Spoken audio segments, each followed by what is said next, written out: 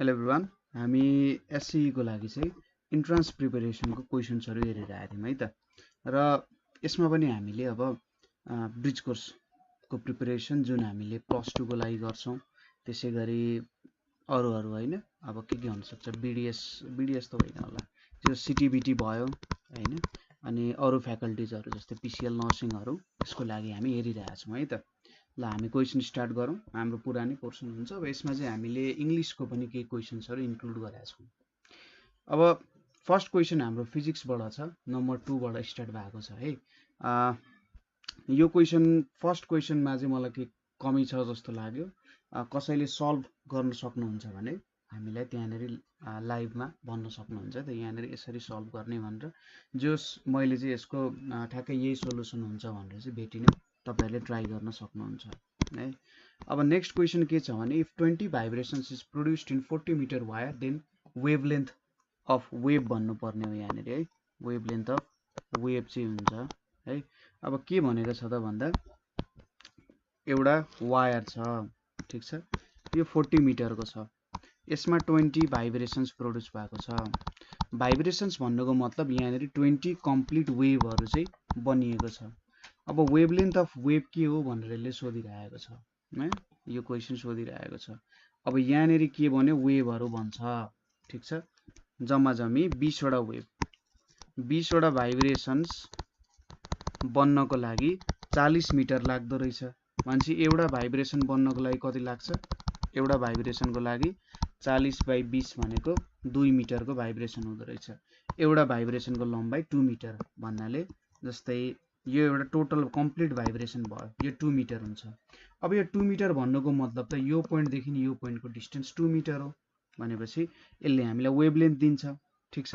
यो 2 मिटर हाम्रो वेभलेन्थ हुन जान्छ। त्यसै गरी if refractive index of diamond is 2.47 then velocity of light of in diamond भनेको छ, ठिक छ। अब क्वेसनले के भन्यो, म्युको भ्यालु 2.47 छ, भेलोसिटी अफ लाइट कति हुन्छ भनेको छ। अब म्यू भनेको के हुन्छ, velocity of light in vacuum divided velocity of light in medium भनेपछि v इक्वल्स टु c/म्यू भनेर हुन्छ। अब c भनेको 3, यहाँनिर के हुन्छ, 3 टाइम्स 10 टु द पावर 8 हुन जान्छ, ठिक छ। 3 टाइम्स 10 टु द पावर 8 हुन्छ। यो भनेपछि 3 डिभाइडेड बाई 2.47 भनेको कति आउँछ हाम्रो, 1.21 आउँछ। 1.215 आउनु पर्ने हो, यहाँनिर 1.214 लेखेको छ, यो 10 टु द पावर 8 हुन जान्छ, ठिक छ। P type semiconductor is obtained by doping germanium. अब यहाँनिर धेरैवटा टर्मिनोलोजिजहरू छ जुन तपाईहरुले क्लास 11, 12, अब नयाँ सिलेबस हुन्छ 12 मा होला नै सायद है। पी टाइप सेमिकन्डक्टर, सेमिकन्डक्टर भनिसकेपछि कन्डक्टर र इन्सुलेटरको बिचमा आउने वस्तुहरू हुन्छ, ठिक छ। एउटा हुन्छ पी टाइप सेमिकन्डक्टर, अर्को हुन्छ एन टाइप सेमिकन्डक्टर। जेनरली सेमिकन्डक्टर भनेको जर्मेनियम र सिलिकनले बनाउने गरिन्छ, ठिक छ, जर्मेनियम र सिलिकनले बनिन्छ। पी टाइप सेमिकन्डक्टर भनेको, पी भनेपछि बुझ्नुस् यो पोजिटिभ जस्तो कुरा हो, र एन टाइप भनेको नेगेटिभ हुन्छ। अब पोजिटिभ र नेगेटिभ भनेको के हुन्छ, पोजिटिभ भनेको होल्स हुनु र नेगेटिभ हुनु भनेको इलेक्ट्रोन्स। यदि पी टाइपको सेमिकन्डक्टर छ भने होल्स भनेको जेनरली के बुझ्न सकिन्छ भने पोजिटिभ चार्ज ज्यादा छ त्यसमा भनेर बुझ्न सकिन्छ। पोजिटिभलाई यहाँनिर होल्स भनेर बुझिन्छ सेमिकन्डक्टरको केसमा। र एन टाइप भनेपछि इलेक्ट्रोनहरू प्रेजेन्ट हुन्छन्। डोपिङ भनेको चाहिँ इम्प्युरिटी हाल्नु हो, ठिक छ। अब प्योर सिलिकन यदि हामीले युज गरेका छौँ, ठिक छ, प्योर सिलिकन र जर्मेनियम युज गरेका छौँ भने हामीले सेमिकन्डक्टरलाई काम लाउन सक्दैनौँ, एकदमै गाह्रो हुन्छ। त्यहाँनिर डोपिङको काम गरिन्छ जसले चाहिँ पोजिटिभ अथवा नेगेटिभ चार्जहरूलाई के गर्ने काम गर्छ त, बढाउने काम गर्छ है। अब यहाँनिर हामीले क्वेसनले के सोध्यो, पी टाइप सेमिकन्डक्टर भनेर सोध्यो। जेनरली कुनै पनि सेमिकन्डक्टरमा आउटर सेलमा 4 वटा इलेक्ट्रोन हुन्छ। अब यहाँनिर यदि हामीलाई होल्स चाहिएको छ भने हामीले के गर्न सक्छौँ, यहाँनिर सपोज कुनै एउटा सब्सटेन्स लियौँ हामीले जसको बाहिर 3 वटा इलेक्ट्रोन छ है। अब यिनीहरूमा कोभ्यालेन्ट बोन्ड हुन्छ, ठिक छ, कोभ्यालेन्ट बोन्ड हुन्छ। अब कोभ्यालेन्ट बोन्ड भइसकेपछि है, कोभ्यालेन्ट बोन्ड भइसकेपछि यहाँनिर के हुन्छ, सपोज यहाँनिर पनि छ यसरी 3 वटा है, यता पनि छ 3 वटा, यहाँनेरि पनि छ 3 वटा। ठीक छ, यसरी 3 वटा आयो। सपोज यो र यो मिक्सअप भयो, यता यता मिक्सअप भयो, यो र यो मिक्सअप भयो, अनि यो र यो मिक्सअप हुन गयो यसरी। अब यहाँनेरि यता र यतापट्टि मिक्सअप हुन गयो।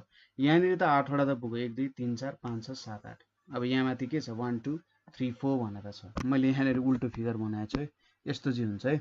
सपोज मैले यहाँनेरि बाहिर 4 वटा राख्छु यसरी, मैले ठ्याक्कै उल्टो चाहिँ बनाएको छु। यहाँनेरि 4 वटा छ है। त्यसै गरी अर्को यहाँनेरि कुनै सिलिकन जर्मेनियम हुन सक्छ, अनि यहाँनेरि 1 2 3 4 छ। अनि यहाँनेरि चाहिँ मैले ट्राइभ्यालेन्ट राखेँ। अब के हुन जान्छ, यो र यो आयो, यो र यो मिक्स भयो, यो र यो मिक्स भयो। अब यहाँनेरि जब एउटा मिक्स हुनुपर्ने हो ताकि यो फिल होस्, तर यहाँनेरि त त्यो वस्तु छैन भनेपछि यहाँनेरि के आउने भयो, होल्स आउने भयो। 8 वटा चाहिने हो नि त, यसलाई फुलफिल हुन त 8 वटा चाहिन्छ, तर 7 वटा मात्रै हुने भयो। यहाँनेरि चाहिँ के क्रिएट भयो त, होल्स क्रिएट भयो। होल क्रिएट गर्नको लागि अथवा पी टाइप सेमिकन्डक्टर बनाउनको लागि हामीले के चाहिने रहेछ, ट्राइभ्यालेन्ट इम्प्युरिटी चाहिने रहेछ। आउटर मोस्ट सेलमा 3 वटा हुनुपर्ने रहेछ। त्यसै गरी एन टाइप बनाउन के हुनु पर्यो, सपोज 1 2 3 4, यहाँनेरि 1 2 3 4। त्यसै गरी यहाँनेरि नेगेटिभ बनाउन है, इलेक्ट्रोन ज्यादा चाहियो हामीले, 1 2 3 4 छ। अब यहाँनेरि मैले के गरेँ, यसरी 1 2 3 4 5 भनेर राखेँ।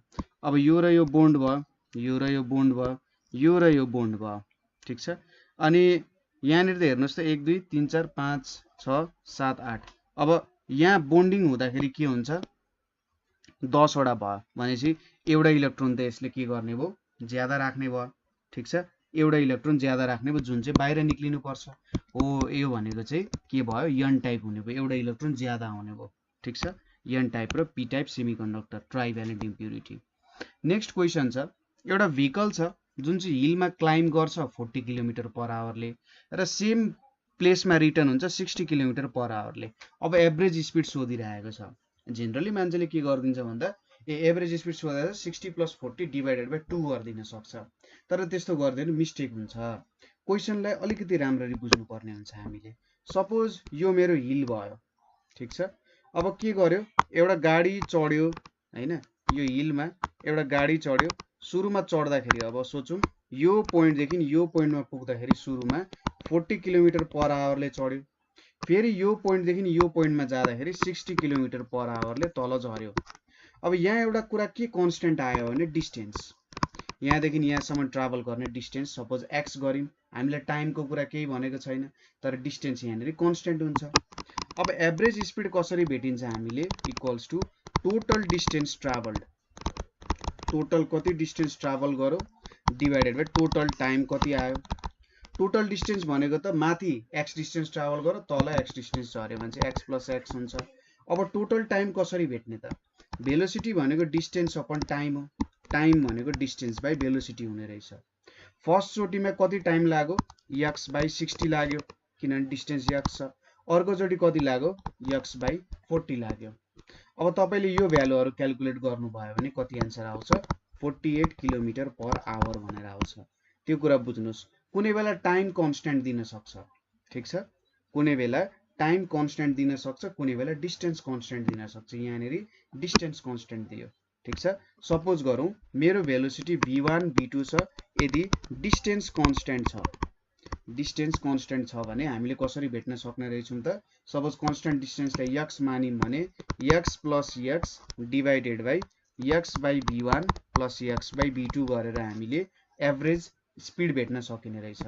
त्यसैगरी यदि टाइम कन्स्ट्यान्ट भयो, टाइम कन्स्ट्यान्ट छ, कन्स्ट्यान्ट टाइमलाई t ले डिनोट गरौँ, ठीक छ। भनेपछि डिस्टेन्स ट्राभल कति हुन जान्छ, डिस्टेन्स ट्राभल्ड भनेको v1t + v2t divided by t + t हुन्छ। यति बेलामा चाहिँ हामीले v1 + v2 डिभाइडेड बाइ 2 भनेर लेख्न सक्छौं, जति बेला टाइम कन्स्ट्यान्ट हुन्छ, ठीक छ। यो दुईटा फर्मुलाहरुलाई तपाईलाई धेरै सपोर्ट गर्छ, हेर्नु होला। अर्को के छ, charge moves horizontally near the surface of the earth, then अब यहाँबाट कुन कुरा चाहिँ करेक्ट छ त भनिरहेछ। Only electric force is parallel to its motion, magnetic force is parallel to its motion, magnetic force is perpendicular to its motion भनेको छ। Both electric field and magnetic force are perpendicular भनेको छ। अब कुनै पनि वस्तु जब अगाडि हिँड्छ अथवा चार्ज अगाडि हिँड्छ त्यसले म्याग्नेटिक फिल्ड क्रिएट गर्छ। ठिक छ, म्याग्नेटिक फिल्ड के गर्छ, क्रिएट गर्छ। इलेक्ट्रिक फिल्ड यसरी वरिपरि फैलिएको हुन्छ भने electric field is parallel to its motion भन्न सकिँदैन। Magnetic field is parallel to its motion हुन्छ। अब जेनरली म्याग्नेटिक फिल्ड क्रिएट हुने भनेको ठ्याक्कै यसको परपेन्डिकुलरमा चाहिँ म्याग्नेटिक फिल्ड क्रिएट हुन जान्छ। यदि यो यसरी हिँडिरहेको छ भने यसको परपेन्डिकुलरमा चाहिँ म्याग्नेटिक फिल्ड क्रिएट हुन्छ। यो तपाईहरुले जब लोरेन्ज लहरु भनेर पढ्नुहुन्छ हैन, लोरेन्ज फोर्स भनेर पढ्नुहुन्छ त्यो बेलामा तपाईहरुलाई क्लियर हुन्छ यो कुराहरु। Magnetic force is perpendicular to its motion हुन जान्छ। यो पनि स्टेटमेन्ट रङ हुन्छ। अर्को के छ, if KE of a body is increase by 2 times its momentum increases by. क्वेशनले के भन्यो, सपोज मेरो इनिशियल केई भनेको यो भयो, मेरो फाइनल केई भनेको केई ड्याश भनेर लेखौं। केई ड्याश भनेको 2 टाइम्स केई छ अरे, अरु केही पनि चेन्ज भएको छैन। ठीक छ, भनेपछि मेरो मोमेन्टममा कस्तो चेन्ज आउँछ। सपोज यो बेलामा मोमेन्टम मैले पी माने, यो बेलामा मैले मोमेन्टम पी ड्याश माने। हेरौँ है त, केई भनेको 1/2 mv स्क्वायर हुन्छ। अब मैले यहाँनिर के लेखे, 1/2 m लेखे भने माथि m स्क्वायर v स्क्वायर भनेर आउँछ। यो भनेको mv को whole square divided by 2m हुन्छ। mv भनेको त मोमेन्टम हो, p स्क्वायर बाइ 2m हुन्छ। भन्छ ke भनेको p स्क्वायर बाइ 2m हुन्छ र ke ड्याश भनेको p dash square by 2m भनेर हुन्छ। अब हामीलाई के थाहा छ, ke ड्याश भनेको 2ke हुन्छ भनेपछि के ड्याश भनेको के छ, p dash square by 2m भनेर छ। यहाँनिर p square 2 times p square by 2m छ। p 2m क्यान्सल हुन्छ। p ड्याश भनेको रुट अन्डर 2p भनेर आउँछ। यतापट्टि स्क्वायर रुट गर्नु भयो भने रुट अन्डर 2 टाइम्स हुन जान्छ। ठीक छ, कुरा बुझ्नु भयो। यो फर्मुलाहरुलाई खेलाउन जान्नु पर्यो, यो यता जान्छ यो उता जान्छ, यसरी काम गर्दै गर्दै जानु भने सजिलैसँग बुझ्न सकिहालिन्छ। नेक्स्ट क्वेशन के छ भने, oil kept in frying pan spreads more easily when it is hot due to भनेको छ। सपोज गर्नुस् कुनै पनि ओइल छ, कुनै पनि वस्तुलाई जब तपाईले हिट गर्नुहुन्छ त्यो एक्सपान्ड हुन थाल्छ। कुनै पनि लिक्विडलाई एकदम यिनीहरु बीचमा लिक्विडमा के हुन्छ, एउटा कोहेसिभ फोर्स हुन्छ, अर्को एडेसिभ फोर्स हुन्छ। एडेसिभ फोर्स भनेको लिक्विड र जुन सर्फेस, सपोज यो ग्लास भयो, यो ग्लास र यो लिक्विड बीचको फोर्सलाई एडेसिभ फोर्स भनिन्छ र लिक्विड बीचको फोर्सलाई चाहिँ कोहेसिभ फोर्स भनिन्छ। जस्तै हामीले व्हाइट बोर्डमा लेख्छौं नि मार्करले, मार्कर र त्यो बीच हुने फोर्सलाई चाहिँ मार्करले लेखेको इङ्क र त्यो बोर्ड बीच हुने फोर्सलाई चाहिँ एडेसिभ फोर्स भनिन्छ र मार्करको इङ्क बीच हुने फोर्सलाई कोहेसिभ भनिन्छ। जब कोहेसिभ फोर्स धेरै हुन्छ त्यसमा सरफेस टेन्सन ज्यादा हुन्छ। सरफेस टेन्सन ज्यादा हुनु, कोहेसिभ फोर्स ज्यादा भयो, लिक्विड बीचको फोर्स ज्यादा भयो भने त यिनीहरु टाइटली एकअर्कासँग बस्छन् हैन, टाइटली एकअर्कासँग बस्छन्, हिन्डुल गर्ने भएनन्।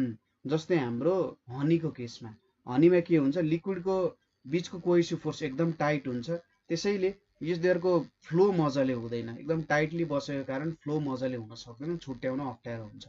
तर जब कुनै पनि वस्तुलाई अथवा लिक्विडलाई हिट गरिन्छ यिनीहरुमा इनर्जी आउँछ। इनर्जी आएपछि यिनीहरु एकअर्कासँग टाढा जान्छन्। टाढा जानु भनेको एक्सपान्सन हुन सक्छ, अथवा अर्को तरिकाले बुझ्दा सरफेस टेन्सन चाहिँ घट्न जान्छ। सरफेस टेन्सन घट्नु भनेको लिक्विड बीचको कोहेसिभ फोर्स घट्नु।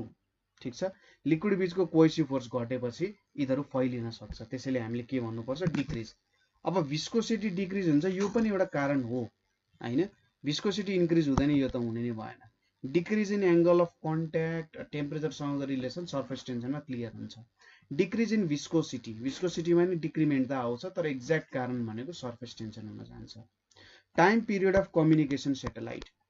अब कम्युनिकेसन सेटेलाइट भनेको अर्थ बाहिर प्रेजेन्ट हुन्छ। जस्तै यो हाम्रो अर्थ भयो भने, यो सेटेलाइट भयो भने, यो सेटेलाइट यस अर्थको वरिपरि घुमिरहेको हुन्छ।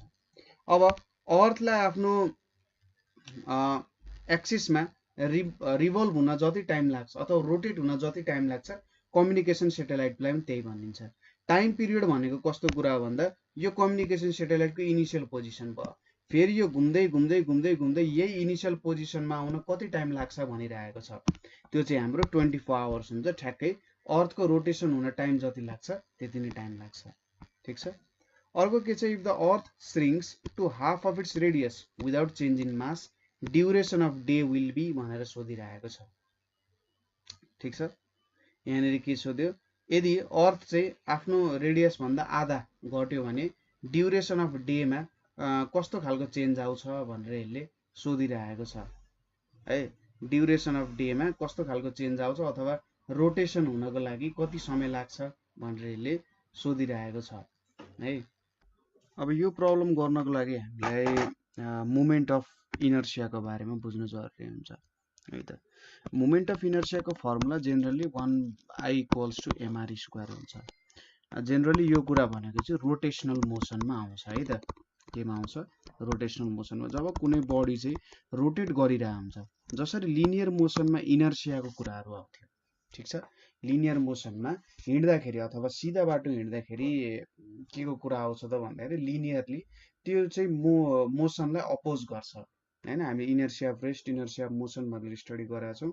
त्यसै गरी रोटेसनल मोसनमा पनि के हुन्छ भने जब कुनै बडी रोटेट गरिरहेको हुन्छ त्यहाँनिर पनि अपोजिसनहरू आउन सक्छ, ठिक छ। के आउँछ? अपोजिसनहरू आउन सक्छ। अब यही कुरालाई चाहिँ हामीले के भन्नुपर्ने हुन्छ त? रोटेसनल मोसनको इनर्सिया। मुभमेन्ट अफ इनर्सिया भनेको, मुभमेन्ट भन्ने बित्तिकै फोर्सको कारण जब टर्निङ इफेक्ट आउँछ त्यसलाई मुभमेन्ट अफ इनर्सिया अथवा मुभमेन्ट भनेर भन्न सकिन्छ। मुभमेन्ट अफ इनर्सिया भनेको कस्तो भयो त? टर्न हुँदाखेरि त्यहाँनिर जुन इनर्सिया प्रेजेन्ट हुन्छ त्यसलाई मुभमेन्ट अफ इनर्सिया भन्न सकिन्छ। अब I=mr² दिएको छ। जेनरली कुनै पनि स्फेरिकल अब्जेक्ट, यदि अर्थलाई मैले स्फेरिकल अब्जेक्ट मान्ने हो भने त्यसको मोमेन्ट अफ इनर्सिया भनेको 2/5 mE/re² हुन्छ, जहाँ me भनेको मास अफ अर्थ, re भनेको रेडियस अफ अर्थ। यो तपाईहरुले पढ्नु पर्ने हुन्छ जति बेला रोटेसनल डाइनामिक्स सायद 12 मा छ होला। त्यसैगरी एंगुलर भेलोसिटी भनेको θ/t हुन्छ, ठीक छ। एंगुलर भेलोसिटी अब थीटा भनेको 2π हुन जान्छ, किन भन्दा टोटल 360 डिग्री कभर गर्नुपर्ने छ। अर्थ यो पोजिसनमा छ नि, उ रोटेट गर्दै गर्दै गर्दै आफ्नो इनिशियल पोजिसनमा आउनु पर्यो भने थीटाको भ्यालु कति हुन्छ? 2π हुन्छ। र यो t जुन छ, यो t ले टाइम पिरियड बुझाउँछ एउटा टोटल 360 डिग्रीको टर्न हान्नको लागि कति टाइम लाग्छ भनेर। अब यहाँनिर के छ? नयाँ मोमेन्ट अफ इनर्सिया, मासमा केही चेन्ज आउँदैन, कति हुन्छ? रेडियसमा चेन्ज आउने हो। रेडियस ठ्याक्कै कति आउने भयो त? पहिलेको भन्दा आधा हुने भयो। के आयो यहाँ? 2/5 me टाइम्स 1/4 re² आउने भयो भनेपछि 1/4 I हुने भयो, ठिक छ। I ड्यासको भ्यालु कति आयो? 1/4 I भनेर यहाँनिर आयो है। अब यहाँनिर हाम्रो के छ? ओमेगा ड्यास भनेको नि 2π/t ड्यास हुन्छ। अभियसली चेन्ज हुन्छ होला भनेर सोचौँ हामी अहिलेको लागि।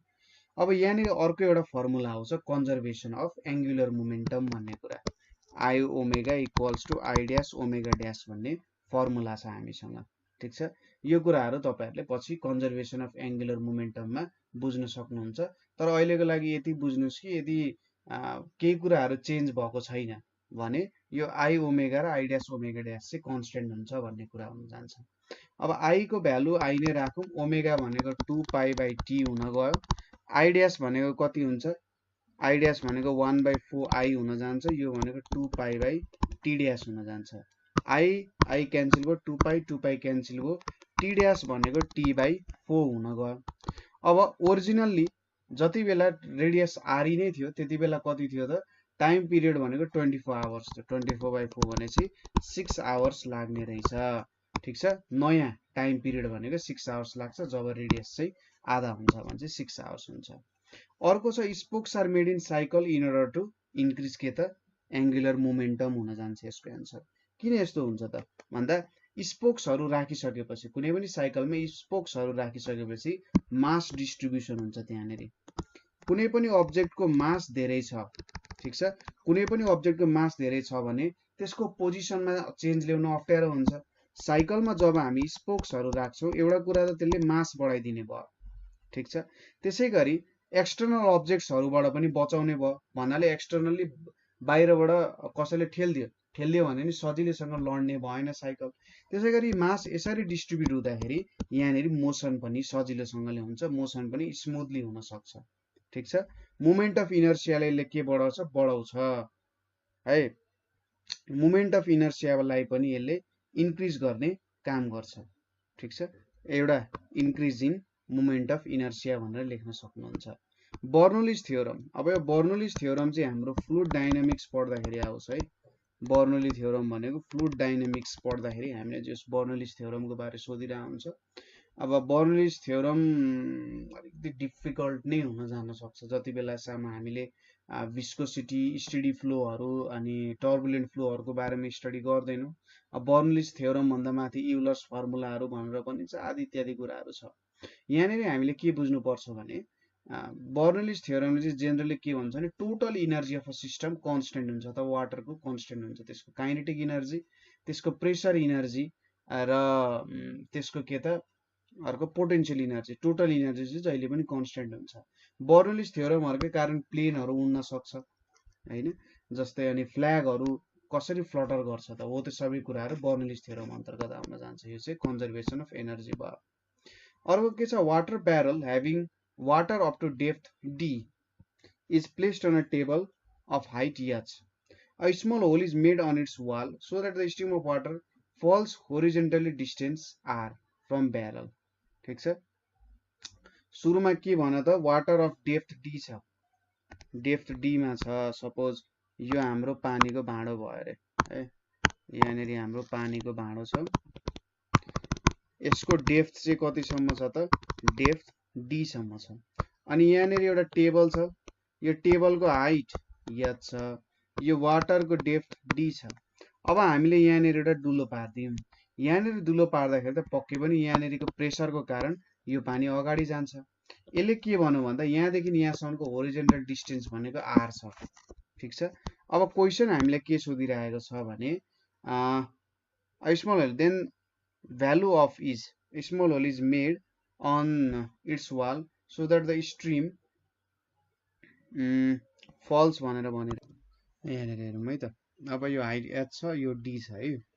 जेनरली यहाँनिर के हुन्छ भने suppose mass of water m छ भने हामीले कन्जर्भेसन अफ इनर्जी वाला प्रिन्सिपल लाउनुपर्छ, कन्जर्भेसन अफ एनर्जी। अब कन्जर्भेसन अफ एनर्जीले के भन्छ त भन्दाखेरि टोटल पोटेन्शियल इनर्जी र टोटल काइनेटिक इनर्जी के हुन्छ, सरी टोटल इनर्जी जहिले पनि कन्स्टेन्ट हुन्छ, एउटा फर्मदेखि अर्को फर्ममा चेन्ज हुन्छ। जबसम्म यो वाटर बोटल जुन छ, यो वाटरबाट अथवा यो बिकरबाट पानी खसेको थिएन, यो त हाइट h मा थियो। हाइट h मा भएपछि यसमा पोटेन्शियल इनर्जी स्टोर भइरहेको थियो। अब यहाँनिर मैले काहीँनिर दुलो पार्दै, सपोज यो पोइन्टमा दुलो पारेँ, किनभने यति डेप्थमा भनेर क्वेसनले सोधेको छैन, सबैभन्दा तल्लो डेप्थमा मैले दुलो पारिदिएँ भने के हुन्छ, अब यहाँबाट पानी त बग्न थाल्छ। यहाँबाट पानी बग्नुको मतलब के हुन थाल्छ, अब काइनेटिक इनर्जीमा कन्भर्ट भयो। ठिक छ, काइनेटिक इनर्जीमा कन्भर्ट भयो। यहाँनिर के हुन्छ भने जुन यो इनर्जी हुन्छ, सपोज काइनेटिक इनर्जी भनेको हाफ mv स्क्वायर हुन्छ, र यहाँनिर हामीले पोटेन्शियल इनर्जी कति मान्नु पर्ने हुन्छ त, पोटेन्शियल इनर्जी भनेको यहाँनिर mgd हुन जान्छ। ठिक छ, पोटेन्शियल इनर्जी भनेको के हुन्छ, mgd हुन जान्छ। d भनेको के हुन जान्छ, यो अब्जेक्टको डेन्सिटी है त। अब m क्यान्सल भयो, भेलोसिटी भनेको के हुने रहेछ, 2gd हुने रहेछ। अब हामीले के थाहा छ भने h equals to ut plus half gt square हुन्छ। इनिसियली भेलोसिटी 0 थियो, त्यही भएर h equals to half gt square हुन्छ। अब t स्क्वायर भनेको के भयो, 2h/g हुन्छ। t equals to root under 2h/g हुन जान्छ। ठिक छ। अब होरिजेन्टल डिस्टेन्स r भनेको छ, r भनेको के हुने भयो त, r भनेको यहाँनिर vt भनेर हुन्छ। अब v को भ्यालु कति छ, रुट अन्डर 2gd भनेर छ, र t को भ्यालु कति छ, 2h/g भनेर छ। अब यहाँनिर के आउँछ, रुट अन्डर dh भनेर आउँछ। यो g क्यान्सल हुन्छ, यो 2 आउने भयो यहाँनिर। अब d को भ्यालु के हुन्छ, r स्क्वायर बाई 4h हुन जान्छ। यहाँ क्यालकुलेट गर्दा कहाँ छ, r स्क्वायर बाई 4h त यहाँ छैन हैन, 4h हुन जान्छ। यहाँ चाहिँ हामीले डेन्सिटीको भ्यालु सोधे हो। अब यो क्वेसन, यो इक्वेसन भनेको बर्नोली इक्वेसनबाट हामीले युज गरिरहेको हुन्छौँ। हामीले भन्न सक्छौँ त्यसलाई एज प्रेसर इनर्जी भनेर भन्न सकिन्छ। ठिक छ, थोरै क्वेसन गाह्रो हुन्छ, यो कन्सेप्टले थोरै प्रब्लम गर्न सक्छ। अर्को के छ, mass of 60 kg is taken to the moon of gravity of earth हैन। Mass of 60 kg is taken to moon of gravity 1/6 of earth, what is mass of the moon. Mass on the moon. अब कुनै एउटा object 60 KG को छ, त्यसलाई चाहिँ हामीले मुनमा लग्यौं, अर्थमा 60 केजी छ, मुनमा लग्दाखेरि कति हुन्छ, अभियसली 60 केजी नै हुन्छ, किनभने त्यो भित्रको कन्टेन्टमा त चेन्ज आएको छैन हैन। जस्तै तपाईसँग यहाँनेर 1 केजी को डग छ, त्यहाँनेर केही नम्बर अफ एटम्सहरु छ। अब त्यसलाई मुनमा लग्दाखेरि त त्यसको एटम्सको नम्बरमा त चेन्ज आउँदैन, भन्छ त्यसको म्याटर कन्टेन्टमा पनि चेन्ज आउँदैन, मासमा चेन्ज आउने त कुरै भएन। In earth day and night occurs due to, अर्थमा डे एन्ड नाइट किन अकर गर्छ त भन्दा rotation of earth, revolution of earth होइन, rotation of earth around its axis. ठीक छ, rotation of earth around its axis को कारण चाहिँ डे एन्ड नाइट आउँछ। अर्थ आफ्नै एक्सिस वरिपरि घुम्छ। अब सन यहाँनेरि छ भने घुम्दाखेरि के हुन्छ, जहाँनेरि लाइट पर्छ त्यहाँनेरि डे हुन्छ, जहाँनेरि लाइट पर्दैन त्यो नाइट टाइम हुन्छ। ठीक छ, अर्को के छ, which is maximum number of molecules भनेर छ, कुनमा चाहिँ म्याक्सिमम नम्बर अफ मोलिक्युल्स हुन्छ भनेर सोधिरहेको छ। यसको लागि सुरुमा मास भेट्ने, H2O को कति हुन्छ, 18 हुन्छ। N2O3 नाइट्रोजन, नाइट्रोजनको तपाईको एटोमिक मास है, तपाईहरुलाई नाइट्रोजनको कति छ, हाम्रो के अरे अक्सिजन भन्दा एक स्टेप माथि हुन्छ हैन, कति हुन्छ त यसको भनेको 14, 14 दुना 28, 28 प्लस 16 त 48 भने 676 हुन्छ, यो 76 हुने भयो। म्याग्नेशियमको के त, हाम्रो म्याग्नेशियमको एटोमिक वेट, म्याग्नेशियमको एटोमिक वेट लगभग 24 हुन जान्छ। अब 76 भनिसकेपछि यो 18 छ, ठ्याक्कै डबल हुने भयो यहाँनेरि। ठीक छ, 18 ग्राममा जति हुन्छ 36 मा त्यसको डबल हुन्छ। 76 छ, 76 मा जति हुन्छ 76 बाइ 58 बाइ 76 हुन्छ, ठ्याक्कै कम हुन्छ, सिम्पल कुरा। 24 ग्राममा जति हुन्छ 12 ग्राममा त्यसको आधा हुन्छ, भनेपछि यसमा डबल हुने रहेछ, यसमा पनि घट्ने रहेछ, यसमा पनि घट्ने रहेछ भने चाहिँ अभियसली वाटरमा ज्यादा मोलिक्युल्सहरु हुन्छ हैन। सिम्पल कुरा हो, तपाईहरुले क्याल्कुलेट पनि गरिराख्नु पर्दैन। हुन त यो कुराहरु तपाईहरुले 11 क्लासमा मूल कन्सेप्टहरु पढ्दा पढ्नै पर्छ। अब which of the following does not belong to quantum number भनिरहेछ। यहाँनेरि स्पिन क्वान्टम नम्बर पनि हुन्छ, अर्बिटल क्वान्टम नम्बर पनि हुन्छ, प्रिन्सिपल क्वान्टम नम्बर पनि हुन्छ, तर इलेक्ट्रोम्याग्नेटिक क्वान्टम नम्बर हुँदैन। ठीक छ, एउटा हुन्छ एजिमुथल, अर्को हुन्छ म्याग्नेटिक, अर्को हुन्छ स्पिन, अर्को हुन्छ principal quantum number. Spin angular momentum भनेको त्यही magnetic quantum number, spin quantum number. Orbital angular momentum भनेको म्याग्नेटिक अन्तर्गत आउँछ, अर्को प्रिन्सिपल भयो।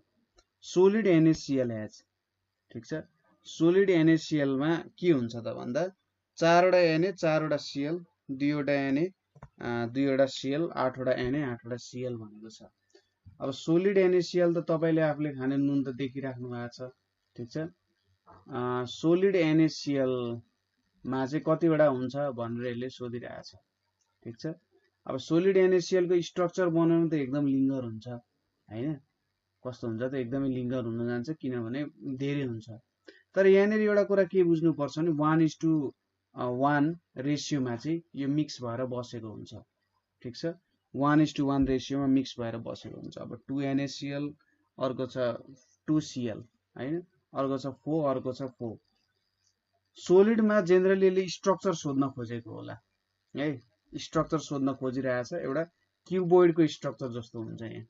ठीक छ, एउटा क्युबोइड अथवा दुईटा के भन्ने पिरामिडहरु मिक्स भएको बाइ पिरामिड जस्तो शेपमा भन्न सकिन्छ हामीले है, बाइ पिरामिड र ल्याटिस एरेन्जमेन्ट हामीले हेर्ने हो भने। अब ल्याटिस एरेन्जमेन्ट अनुसार यहाँनेरि के हुन्छ त भन्दा हाम्रो जुन Na छ है, हाम्रो जुन Na को नम्बर हुन्छ त्यो भनेको 1 2 3 4 5 6 6 वटा पनि हुन सक्छ है, 6 वटा Na 6 वटा Cl पनि हुन सक्छ है।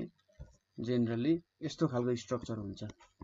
सपोज तपाईले यसरी बेस बनाऊ, यो मेरो बेस हुने भयो, यहाँनेरिबाट यो पोइन्टबाट मैले यसरी पिरामिड बनाएँ है, फेरि यही बेस युज गरेर म यहाँ पनि पिरामिड बनाउँछु यसरी। ठीक छ, यो हुन्छ। अब यहाँनेरिको पोइन्टहरुमा हाम्रो भ्यालुजहरु अथवा के हुन जान्छन् त हाम्रो स्ट्रक्चर्सहरु चाहिँ यहाँनेरि आउन थाल्छ है। अथवा यसलाई सोच्ने अर्को तरिका भनेको हामीले यो स्ट्रक्चरले पनि सोच्न सकिन्छ। एउटा क्युबोइड अथवा क्युबको स्ट्रक्चरले हामीले सोच्न सकिन्छ यसलाई। जस्तै यहाँनेरि एउटा भ्यालु भयो हैन, यहाँनेरि अर्को भ्यालु भयो, उतापट्टिको पोइन्टमा अर्को भ्यालु भयो, यसरी भ्यालुजहरु आउँछ। अब यसमा चाहिँ 4 वटा एन 4 वटा सिएल पनि हुन्छ। अब कस्तो खालको स्ट्रक्चर अनुसार हेर्ने हो त्यो अनुसार पनि डिपेन्ड गर्छ, तर तपाईले फोएन फोसिएल लेख्नु भएन हुन्छ। ठीक छ। स्ट्रक्चरहरु तपाईहरुले जब ल्याटिस स्ट्रक्चरहरु पढ्नुहुन्छ त्यो ल्याटिस स्ट्रक्चरमा तपाईहरुलाई सजिलो हुन्छ बुझ्नको लागि। अर्को हाम्रो छ पेप्टाइड बोन्ड भनेर छ, पेप्टाइड बोन्ड इन प्रोटिन। अब प्रोटिन भनेको जेनरली यो चाहिँ एमिनो एसिड हुन्छ। अहिलेको लागि हामीले यति नै बुझौं। पेप्टाइड बोन्ड्सहरु भनेको चाहिँ एमिनो एसिड्स रेजिड्युज इन पोलिपेप्टाइड है, यिनीहरुको लागि लिंक जस्तो हुन जान्छ। ठीक छ। अब पेप्टाइड बोन्डहरुले चाहिँ के गर्छ त भन्दा मल्टिपल एमिनो एसिड्सहरु, ठीक छ। अब प्रोटिन स्ट्रक्चर सिम्पल छैन, जहीँ तहीँ एउटै खालको प्रोटिन युज हुन सक्दैन। अब त्यो एमिनो एसिड्सहरु चाहिँ प्रोटिनको बिल्डिङ ब्लक्स जस्तो भयो। त्यो एमिनो एसिड्सहरुलाई जोड्ने भनेको चाहिँ पेप्टाइड बोन्ड्सहरुले जोइन हुने गर्छ। ठीक छ। मल्टिपल एमिनो एसिड्सहरु त्यहाँनेरि जोइन भएको हुन्छ। अब केले चाहिँ यस्तो फर्मेसन गर्छ त भन्दा यो CONH ले चाहिँ यो फर्मेसन गर्छ। यो हाम्रो पेप्टाइड बोन्ड हुन जान्छ। यो CONH ले चाहिँ के गर्दिन्छ त दुईटा एमिनो एसिडहरुलाई जोइन गर्ने काम गर्छ। When Na is placed in water, Na के हुन्छ? सपोज मैले Na र H2O राखे भने यसले के फर्म गर्छ? NaOH फर्म गर्छ। ठीक छ। NaOH फर्म गर्छ, अरु जे प्रोडक्ट बनोस्। अब OH भनेको के भयो त माइनस हुन्छ, Na भनेको प्लस हुन्छ। Na ले आफ्नो इलेक्ट्रोन लुज गर्यो भनेपछि Na अक्सिडाइज हुन गयो। अर्को छ कुनको हायर बोन्ड एंगल हुन्छ। अब यो बोन्ड एंगलको पढ्नको लागि बोन्ड स्ट्रेन्थहरु सबै कुरा पढ्नु पर्ने हुन्छ। म सिम्पली भन्दिन्छु अक्सिजन यहाँनेरि C डबल बोन्ड 180 डिग्री हुन्छ। त्यसैगरी हाम्रो H2O जुन छ तपाईहरुले सोच्दाखेरि यसो हेर्दाखेरि H2O सिम्पल कुरा हो हैन, त्यस्तो खासै केही पनि छैन भन्ने हुन सक्छ। H2O को हामीले बोन्ड एंगल हेर्यौं अथवा बोन्डको कुरा गर्यौं भने 104.50 हुन्छ। ठीक छ। H2O को स्ट्रक्चर अलिकति बेग्लै खालको पनि हुन्छ। जस्तै H2O को स्ट्रक्चर भनेको यो O भयो, यो H भयो, पोलर कम्पाउन्ड जस्तो हुन्छ। अब यो एंगल भनेको चाहिँ 104.45 डिग्री हुन्छ। ठीक छ। यसको 104.45 भयो।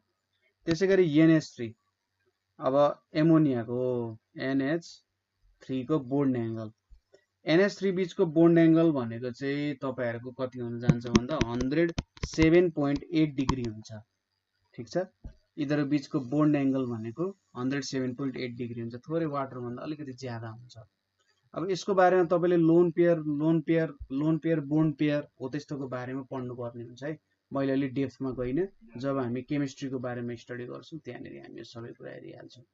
अब आउँछ यहाँनेरि CH4 बीचको बोन्ड एंगल, अझै यो त झन् लफडा खालको हुन्छ। CH4 मा चाहिँ कस्तो स्ट्रक्चर हुन्छ त यो यहाँनेरि C भयो नि, यतापट्टि H, यो भयो H, यो भयो H हैन, अनि उतापट्टि अर्को H पनि हुन्छ। ठीक छ। यो स्ट्रक्चर यो चाहिँ VSAPR थ्योरी द्वारा निकालिएको स्ट्रक्चरहरु हुन्छ। म धेरै गइन, टेट्राहेड्रल स्ट्रक्चर हुन्छ र बोन्ड एंगल भनेको यहाँनेरि 109.5 डिग्रीको हुन्छ। ठीक छ।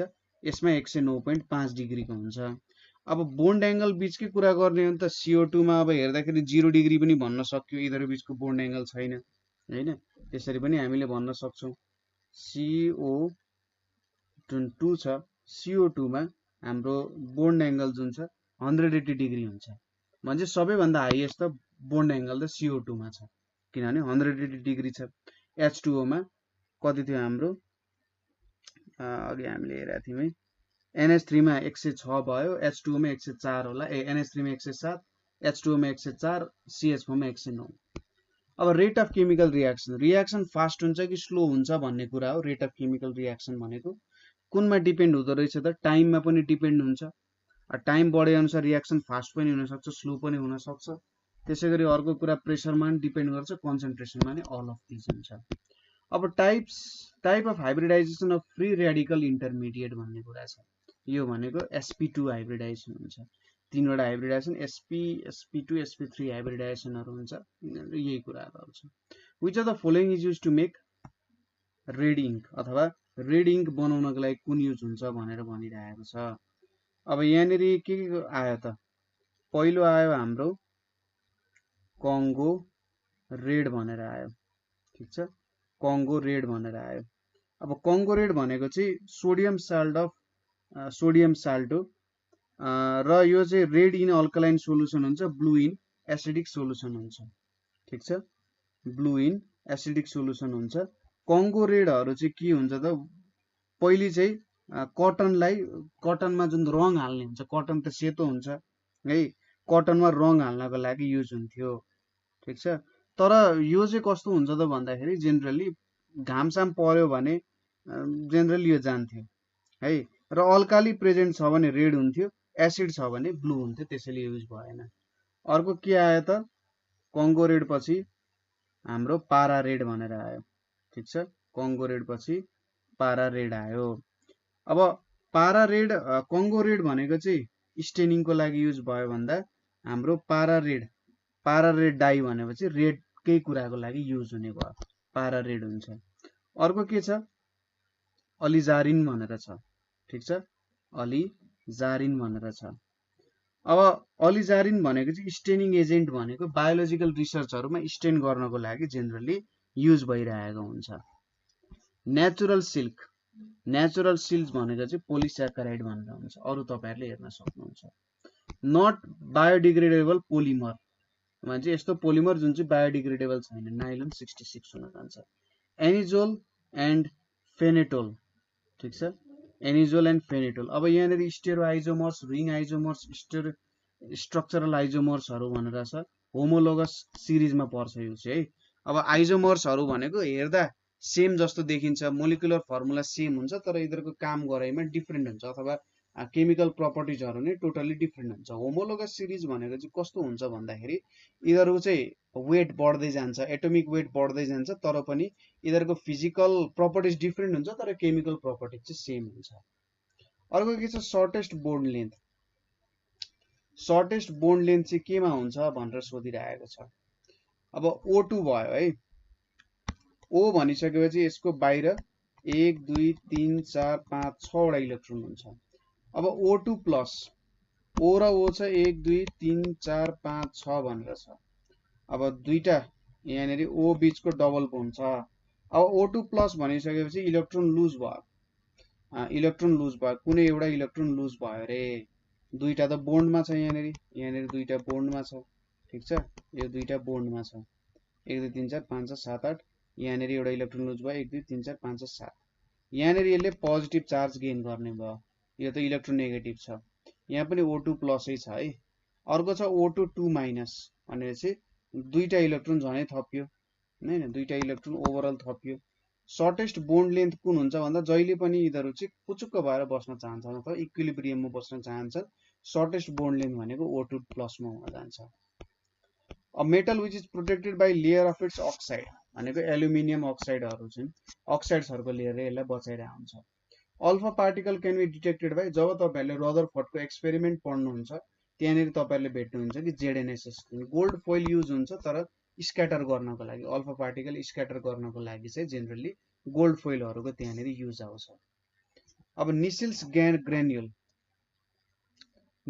ग्रान्युल भनेर छ है अब हामीले सायद यसको बारेमा त त्यति पढा छैनौं निसिल ग्रान्युल्सहरु चाहिँ साइटोप्लाज्म अफ सेल बडीमा प्रेजेन्ट हुन्छन् न्यूरोन्सहरुको साइटोप्लाज्ममा प्रेजेन्ट हुन्छन् यसमा चाहिँ अरु अर्गानेल्सहरु पनि प्रेजेन्ट हुन्छ त्यसमा जस्तै गोल्गी एन्डोप्लाज्मिक रेटिकुलम है अब यो ग्रान्युल्सहरुले चाहिँ के हुन्छ त स्लाइट कलर दिए जस्तो हुन्छ ठीक छ के हुन्छ स्लाइट कलर्सहरु दिए जस्तो हुन्छ यो चाहिँ जेनरली केमा प्रेजेन्ट हुन्छ त है जेनरली यो चाहिँ एब्सेन्ट हुने अथवा प्रेजेन्ट हुने भनेको हाम्रो जेनरली आरएनए मा प्रेजेन्ट हुन्छन् डीएनए मा प्रेजेन्ट हुँदैनन् the regeneration of cartilage is due to matrix को कारण चाहिँ कार्टिलेजमा आउँछ फ्रुटिङ बडी अफ प्लाज्मोडियम भनेर छ है फ्रुटिङ बडी अफ प्लाज्मोडियम अब यहाँनेरि के आयो त प्लाज्मोडियम भनेर आयो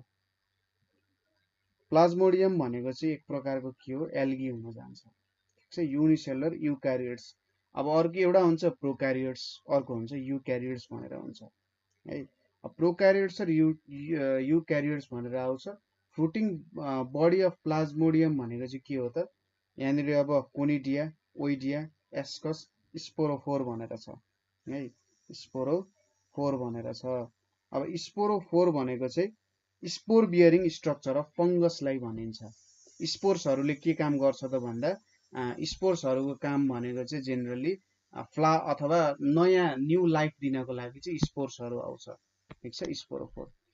excessive bending of Tandon, Tandon जुन हुन्छ हाम्रो मसल्सहरू है, मसल्स र बोनलाई के भन्छ कनेक्ट गर्ने जुन टिस्यु भनौँ त्यसलाई चाहिँ टेन्डन भनिन्छ। जब टेन्डनहरूमा एक्सेसिभ बेन्डिङ हुन जान्छ त्यसले चाहिँ स्प्रेन ल्याउँछ। फ्र्याक्चरहरू भनेको जेनरली बोनहरूमा हुन जान्छ, बोनहरू चाहिँ क्र्याक भयो भने त्यो फ्र्याक्चर हुन जान्छ।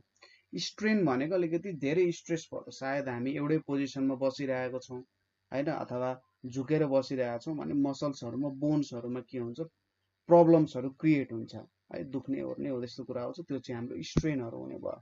ठिक छ। त्यसै गरी एडल्ट मेनहरूमा कस्तो खालको किडनी पाइन्छ भनिरहेको छ। अब यहाँनिर आएको छ प्रोनेफ्रिक, मेजोनेफ्रिक, मेटानेफ्रिक भनेर छ। ठिक छ। सुरु मेजोनेफ्रोस भनेको चाहिँ मेजोनेफ्रिक ट्युबुल्सहरू हुन्छ इन्टरमिडिएट मेजोडोममा। ठिक छ, यो भयो हाम्रो मेजोनेफ्रिक। अर्को छ मेटानेफ्रिक भनेको चाहिँ 5 विक्स अफ डेभलपमेन्ट र permanent and functional kidney in higher vertebrates भनेर हुन्छ। अब अर्को छ प्रोनेफ्रिक होइन, ह्युमन किडनिजहरू चाहिँ जेनरली मेटानेफ्रिक हुन्छ, एकदम हायर लेभलको किडनिजहरू जस्तो भयो होइन। अब प्रोनेफ्रोजहरू भनेको चाहिँ जेनरली भर्टिब्रेटहरूमै पाइन्छ, तर यस्तो किडनीहरू भनेको चाहिँ जेनरली कस्तो हुन्छ त भन्दाखेरि एकदम पुरानो टाइपको होइन, पुरानो टाइपको जनावरमा प्रेजेन्ट हुन्छ। यो एन्सर भनेको चाहिँ मेटानेफ्रिक हुन्छ।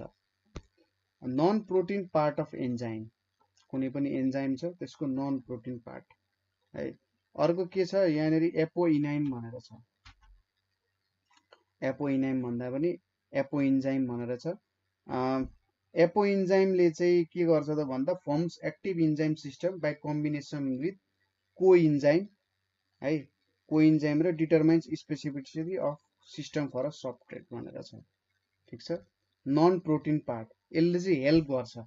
ठिक छ, यसले चाहिँ के गर्छ त कम्बाइन गर्न चाहिँ हेल्प गर्ने हो है, तर यो आफैमा के हो त प्रोटिन होइन। स्टडी अफ न्युक्लियस, न्युक्लियसलाई चाहिँ क्यारियोलोजी भनेर भनिन्छ। प्लेग इज कज्ड होइन, प्लेग भनेको के हुन्छ हैजा भनेर भन्छ होइन, हैजा चाहिँ सेरिया पेस्टिसले गर्छ। त्यसै गरी pH of human urine, pH of human urine भनेको अलिकति एसिडिकतिरै जाने भयो, सरी बेसिकतिरै जाने भयो होइन, कति हुन्छ 6.4 हुन्छ। अब top of ecological pyramid, ecological pyramid भनेको कस्तो त हाम्रो जुन अहिले यहाँ देखिरहेको छौँ जस्तै हुन्छ, सुरुमा प्रोड्युसर हुन्छ, कन्ज्युमर हुन्छ, कन्ज्युमरको माथि सबैभन्दा माथिल्लो लेभल को हो त भन्दा कार्निभर्सहरू हो। कार्निभर्सहरूले जेनरली अरू जनावरहरूलाई खाने गर्छ। त्यसपछि के आयो number of peristome teeth, peristome के छ टिथ भनेर छ। पेरिस्टोम टिथ भनेको कस्तो हो त, पेरिस्टोम टिथ भनेको चाहिँ ट्रायङ्गुलर स्ट्रक्चरको हुन्छ। ठिक छ, र यो चाहिँ डेड सेल्सहरूबाट फर्म भएको हुन्छ। सेल वाल्समा डेड सेल जब त्यहाँनिर आउन थाल्छ तिनीहरू ठिक भइसकेपछि चाहिँ यो पेरिस्टोम टिथहरू आउँछ। अब यो पेरिस्टोम टिथहरूको नम्बर चाहिँ के हुन्छ त जेनरली 16 नम्बर हुन्छ। ठिक छ, 16 नम्बरमा हुन्छ। अब यहाँनिर सोधिरहेको छ फ्युनेरियामा, ठिक छ, फ्युनेरियामा चाहिँ जेनरली 32 वटा हुन्छ। ठिक छ, फ्युनेरियामा 32 वटा हुन्छ तर जेनरल रूपमा 16 वटा हुन्छ। भाइटल क्यापासिटी अफ ह्युमन, अब यो भाइटल क्यापासिटी भनेको के हो त्यो कुरा बुझ्न जरुरी छ। भाइटल क्यापासिटी भनेर छ, भाइटल क्यापासिटी भनेको चाहिँ कस्तो हो त भन्दाखेरि हाम्रो लङ्सले म्याक्सिमम कति एयर लिन सक्छ भन्नु चाहिँ के हो त भाइटल क्यापासिटी हो। जेनरली हाम्रो भाइटल क्यापासिटी भनेको 3 to 5 लिटर्स हुन्छ, त्यो भनेको 4800 सीसी भनेर लेख्न सकिन्छ।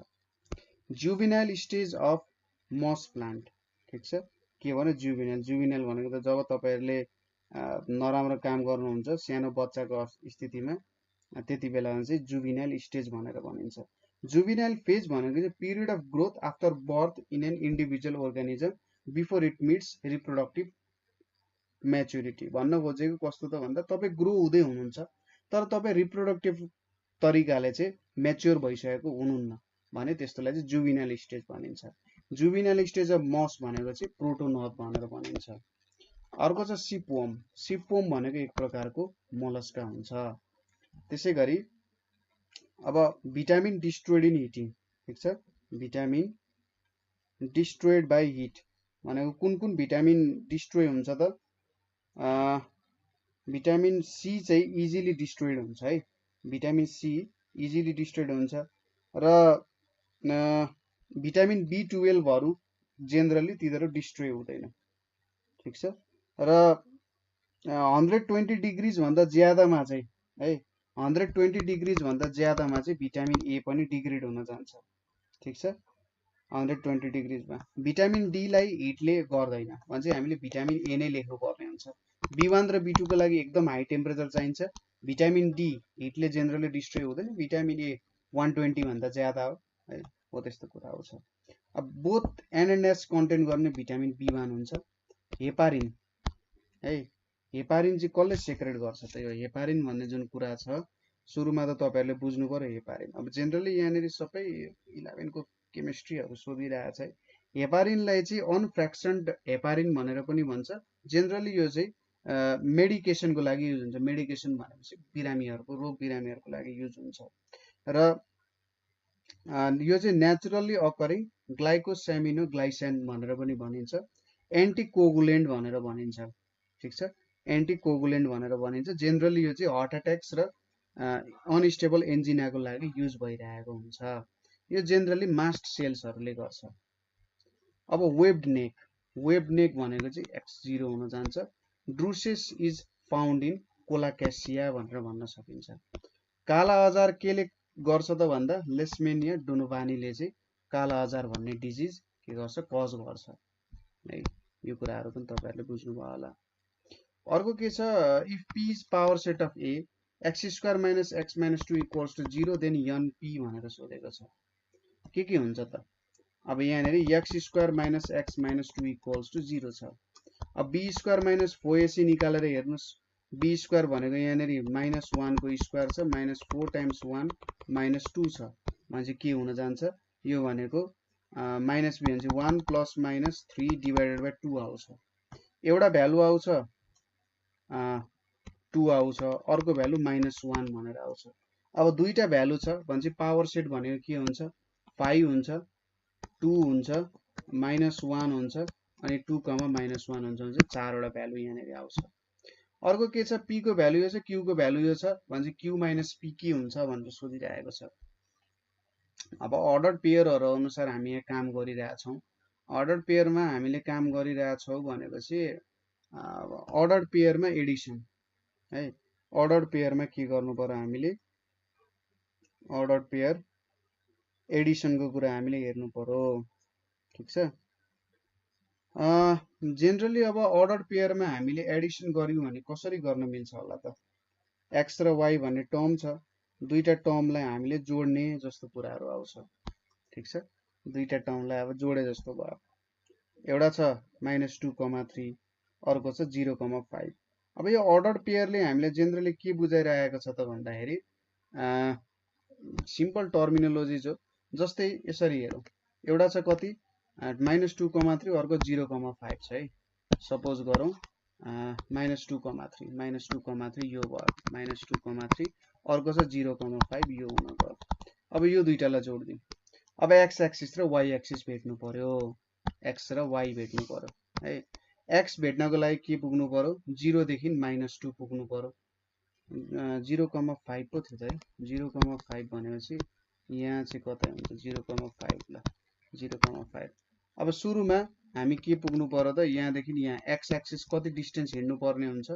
x एक्सिस पुग्नको लागि भनेको दुई डिस्टेन्स चाहिँ यताबाट यता -2 अथवा 2 डिस्टेन्स कभर गर्नुपर्ने हुन्छ। y एक्सिस पुग्नको लागि कति डिस्टेन्स कभर गर्नुपर्ने हुन्छ त हामीले? 2 डिस्टेन्स चाहिँ कभर गर्नुपर्ने हुन्छ है। y एक्सिस पुग्नको लागि 2 डिस्टेन्समै हामीले कभर गर्नु, 2 स्टेप माथि त चढ्नु पर्यो नि त हैन। भनेपछि यसको एन्सर भनेको चाहिँ हाम्रो 2,2 पनि हुनुपर्ने हो हैन। 2,2 पनि हुनुपर्ने हो। 0 देखि -2 जानु भनेको त 0 देखि -1, -1 देखि -2 2 डिस्टेन्स हिँड्यो। 3 देखि 5 पुग्नु भनेको माथि 2 स्टेप चढ्यो, हो त्यही हुन जान्छ। यहाँनिर चाहिँ नन हुन्छ। px को भ्यालु 4x - 6 छ, pa को भ्यालु 0 छ, a को भ्यालु कति हुन्छ? pa भने चाहिँ 4a - 6 को भ्यालु 0 हुन्छ, a को भ्यालु 6/4 भने चाहिँ 3/2 हुन जान्छ, a भयो। अर्को fx को भ्यालु 10 - x स्क्वायर छ and m equals to f6 छ भने चाहिँ which of the following is equals to 4m भनेको छ। अब f6 को भ्यालु भेट्यौं। f6 भनिसकेपछि के हुन्छ? f6 भनेको 10 - 6 को स्क्वायर भनेको 16 हुन जान्छ। m इक्वल्स टु 16 हुन्छ भने 4m भनेको 64 हुन्छ। ठीक छ। अब कुन चाहिँ भ्यालुमा 64 आउँछ होला भन्दाखेरि 10 - 18 गरियो। 10 - 18 भनेको कति हुन्छ? 8 - 8 को स्क्वायर भनेको 64 भनेपछि b f18 हुन जान्छ। सम अफ रुट्स भनेको छ। अब यसलाई मैले a माने, यो भ्यालु b भयो, यो भ्यालु c भयो भने b को भ्यालु कति छ? -4 छ, a को भ्यालु 3 छ, c को भ्यालु 4 छ। सपोज अल्फा र बीटालाई दुईटा रुट्स माने भने अल्फा प्लस बीटा भनेको -b/a हुन जान्छ। अब b को भ्यालु -4 छ, -4/3 भनेको 4/3 हुन जान्छ। a हाम्रो एन्सर हुन्छ। त्यसैगरी if alpha and beta are roots of यो equation then alpha square plus beta square भनिरहेछ है। अब अल्फा प्लस बीटा भनेको -b/a हुन्छ भनेपछि 1 आउँछ, अनि अल्फा टाइम्स बीटा भनेको c/a हुन्छ, -2 आउन जान्छ। ठीक छ। अब यहाँबाट अल्फा माइनस बीटा को भ्यालु हामीले भेट्यौं भने यो कति हुन्छ? अल्फा प्लस बीटा को स्क्वायर भनेपछि 1 स्क्वायर अनि -4ab भनेपछि 8 भनेपछि 3 हुन जान्छ। अनि 2 अल्फा भनेको अल्फा को भ्यालु यहाँनिर 2 आउँछ अनि बीटा को भ्यालु -1 आउँछ भनेपछि यसको एन्सर 5 हुन जान्छ। यो क्याल्कुलेट गर्न सकिहाल्नुहुन्छ। अल्फा प्लस बीटा भनेको -b/a हुन्छ, अल्फा टाइम्स बीटा भनेको c/a हुन्छ, यहाँबाट आइहाल्छ। अर्को के छ? भ्यालु अफ cos 22 होल 1/2 भने चाहिँ cos 45/2। अब यो सिम्पली तपाईहरुले भ्यालु निकाल्ने हैन। cos कति छ? 45/2 भनेको 0.924 आउँछ। अब 0.924 वाला भ्यालु कसले दिन्छ? क्याल्कुलेट गर्दै जानुस्। cos 45/2 भनेको 0.92 है, 0.92। अब root under 5 minus root under 5 अनि यहाँनेरि 5 -1 डिवाइडेड बाइ 4 भनेको 0.3 आउँछ। माइनसले त दिने नै भएन। अब यहाँनेर रुट अन्डर 2 - 1 छ, यसले त ठुलोले डिवाइड भइरहेछ सानोलाई, भ्यालु दिने भएन। अप्सन डी नै हाम्रो राइट हुनुपर्ने। 2 + √2 अनि यसको पनि रुट डिवाइडेड बाइ 2 भनेको 0.924 आउँछ। अप्सन डी हाम्रो करेक्ट एन्सर हुन्छ है त। ल